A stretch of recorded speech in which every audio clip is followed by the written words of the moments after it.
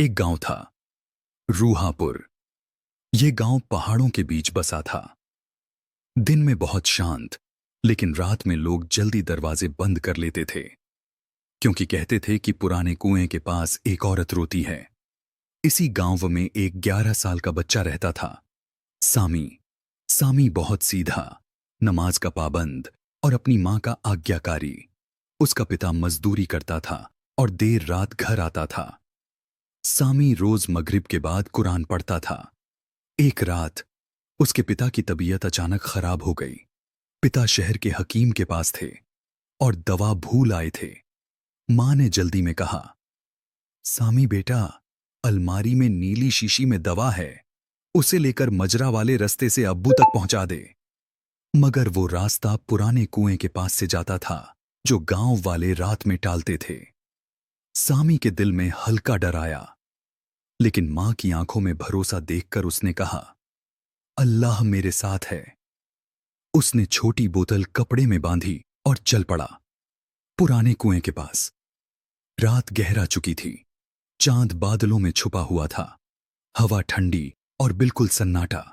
सिर्फ एक आवाज सुनाई दे रही थी, किसी औरत की रोने की आवाज। सामी धीरे धीरे आगे बढ़ा। कुएं के पास एक सफेद कपड़े वाली औरत झुकी हुई बैठी थी, उनके बाल लंबे और जमीन तक फैले हुए। उसने सिर उठाया।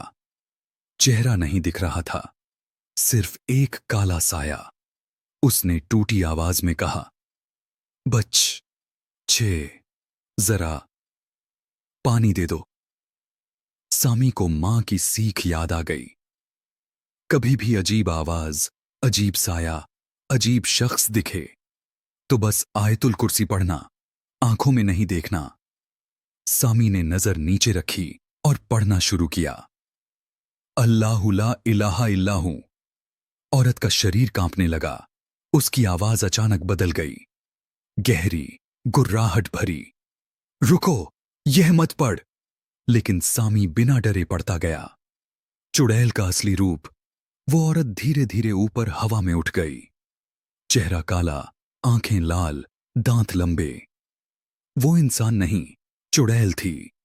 उसने अचानक झपट कर सामी की तरफ हाथ बढ़ाया, लेकिन जैसे ही सामी ने आयत पूरी की, उसके आसपास नूर की परत बन गई। हवा रुक गई, आसमान चमक उठा, जैसे कोई अदृश्य हिफाजत उसे ढक रही हो। चुड़ैल जोर से चीखी और नीले धुएं में बदलकर गायब हो गई। सामी दवा लेकर पिता के पास पहुंचा। पिता ने दवा ली। मां रो पड़ी।